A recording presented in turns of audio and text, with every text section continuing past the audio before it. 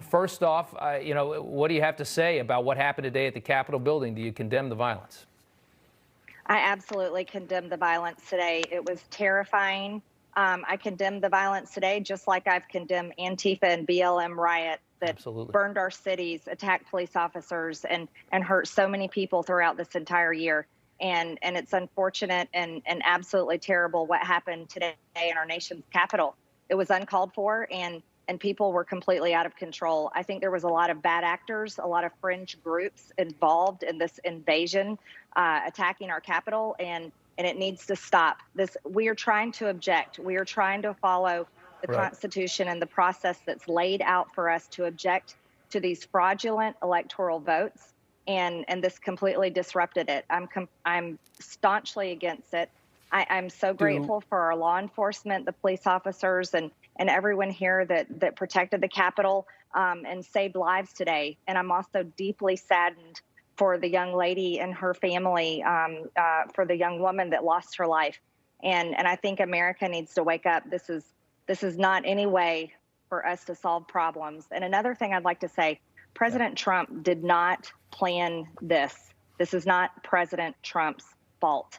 This is the reaction, a terrible reaction of people that are frustrated from shutdowns for almost an entire year, frustrated by an election that they believe is stolen, frustrated by their children's schools being closed, frustrated by everything that's happening, being censored on big tech, being told over and over by the fact checkers and the fake news media that they have to accept the same things that they've been told, like Russian collusion conspiracy lies, that they have to accept the fact that there's nothing wrong with the Dominion machines when people have signed affidavits at risk of perjuring themselves and going to jail. They have signed those affidavits and they have everything to lose, but the fact checkers have nothing to lose. The media just keeps saying the same thing over and over. Let me ask you this, Congresswoman.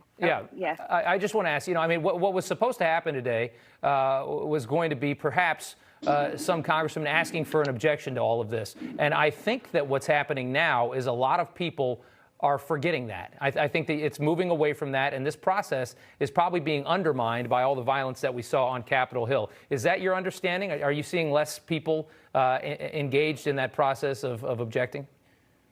Yes, absolutely. And we had great momentum going into this. Many lawmakers, many members, senators believed in the constitutional process for us to be able to object. You've got to remember, Democrats have been objecting for years now against every Republican that's won office. And then we go forward and want to object with our constitutional right, and as members and as senators provided us this ability on this very important day when we're supposed to certify the electoral college votes. It's important for us to be able to do this. And this violence today undermined our ability to be able to do it. It certainly did. Congresswoman Marjorie Taylor Greene from the state of Georgia, thank you so much for joining us.